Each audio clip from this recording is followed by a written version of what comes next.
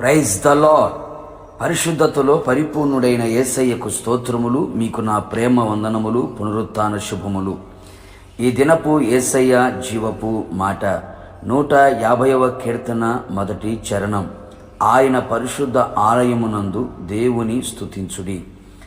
ఆయన స్తోత్రమును ప్రచురము చేయు జనులారా, మన యేసయ్య స్తోత్రార్హుడు, స్తుతిపాత్రుడు, పూజార్హుడు.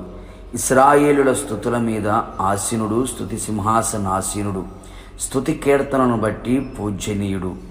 ఆయన మనలను నిర్మించిన కారణము కూడా ఆయనను స్తుతించుట కొరకే, ఆయన స్తోత్రము ప్రచురము చేయుట కొరకే అనే సంగతి ఎప్పటికీ ఎన్నటికీ మనము మరిచిపోకూడదు.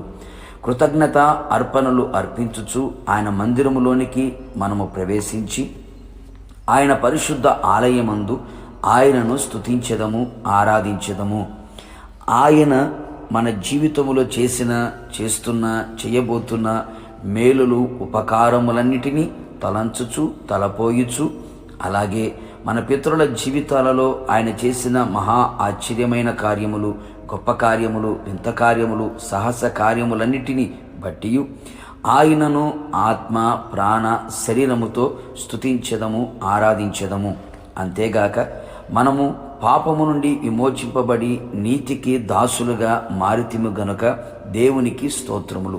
పూర్వము మన బ్రతుకు హేయమైనది, నీచమైనది అయితే ఆయన తన పరిచర్యకు నమ్మకమైన వారిగా ఎంచి మనలను బలపరిచిన ప్రభువైన యేసుక్రీస్తునకు కృతజ్ఞులమై జీవించుచు ప్రభు రాకడ కొరకు సిద్ధపడెదము.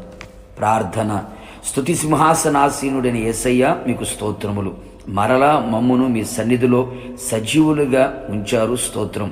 తుది శ్వాస విడిచే వరకు, మీ రాక వచ్చే వరకు నిత్యము మిమ్మును స్తుతించుచు, ఆరాధించుచు ఈ ఆత్మీయ యాత్రలో ముందుకు కొనసాగునట్లు కృప దయచేయమని, పరలోకములో కూడా స్తుతించే భాగ్యము దయచేయమని యేసు నామములో అడుగుచున్నాను తండ్రి, ఆమేన్. మిమ్మును మీ కుటుంబ సభ్యులందరినీ కూడా ఆయన పరిశుద్ధ ఆలయమందు స్థిరపరచి స్తుతించునట్లు చేయునుగాక. God bless you.